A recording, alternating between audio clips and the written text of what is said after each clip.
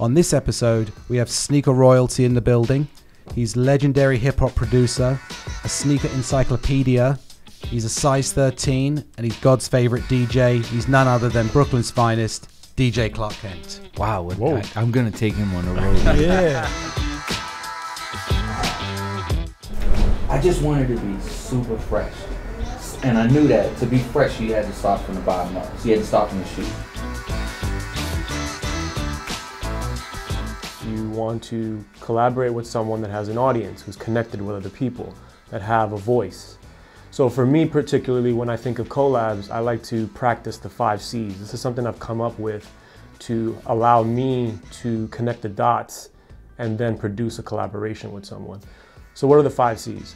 So the 5 C's is to identify content and context within a culture that then invites you into their conversation. When you connect those 4 C's, it leads you to the 5th C, which is create.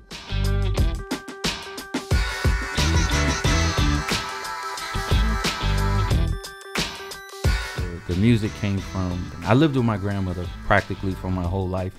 And when I didn't, I would go to her house on the weekends and she had this stereo and I played the records for her.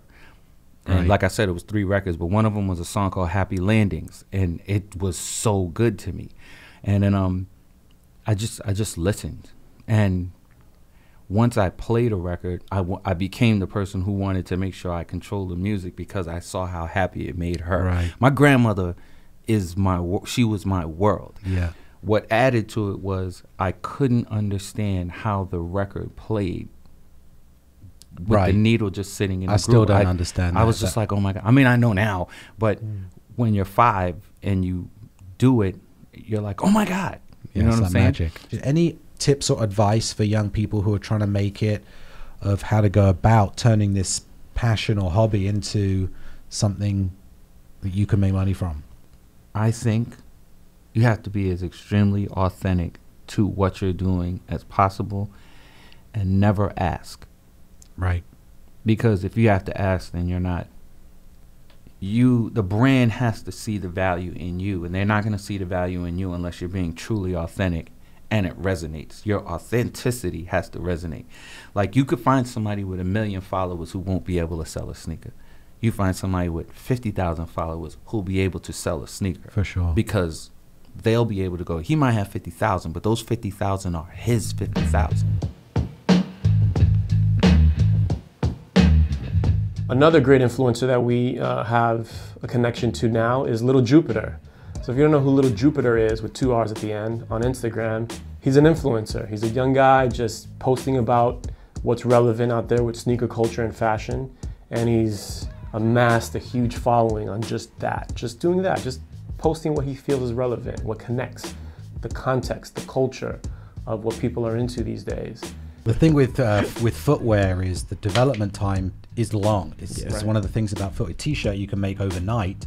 Footwear is a long time. So you have an idea today, the actual product coming out is months away. By the time it comes out, for someone like you, you're like, man, that was a half of my life ago that I even thought of that. And so, there is some frustration. I mean, Homie, you know this about execution of ideas takes a long time. You got to really believe in something because you've got to still love it in 6 months' time. Yeah, it's almost like you got to fail fast. You have no choice but just put it out, get it out there, move on. Kind of like your pattern, Little Jupe. You got to even though you're over it, you got to put it out and get the feedback to give you the next step to say, okay, how do I improve what I just did? But if you don't show it, you're kind of cheating yourself of getting the feedback you That's deserve. what I'm thinking now. I'm just like, I'm gonna just put it out there, just go 100%, and that's it. Mostly I was always into fashion, just throughout my whole life. Like when I was younger in middle school, I remember I had uniform, I would put long sleeves under just to give it some type of swag. As far as fashion, I was just always into fashion. I think maybe being around a family that was always into music, it just gave me that style. It just allowed me to just be myself in a way. And I was just going through a time where I was just going to school, but I just worried so much about designing that I wasn't really into school. In my mind, I would go to class and I would just think about new designs, new this. So my last semester I was in college, I started kind of messing up. I stopped going, I stopped doing this. So then what ended up happening was, that's when I said, okay, I don't think I'm going back to college. I don't think I'm working a 9 to 5. Yeah. So I have to go 130% on this internet. I see where the things are going to be in a year from now. I have a vision of what it could be. And then I was like, okay, let me set my goal. This is what I'm going to do. And I just did it.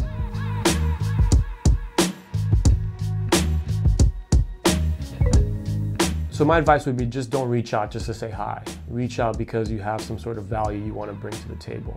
And in order to have something of value, you have to work on your craft. You have to work on what it is you're doing, your passion.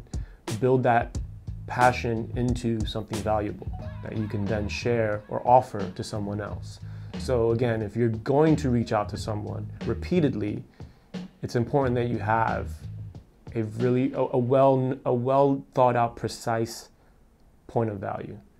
Just work on your value, work on who you are, and it'll shine. Someone will notice it and appreciate it and give you the opportunity, or at least answer your questions.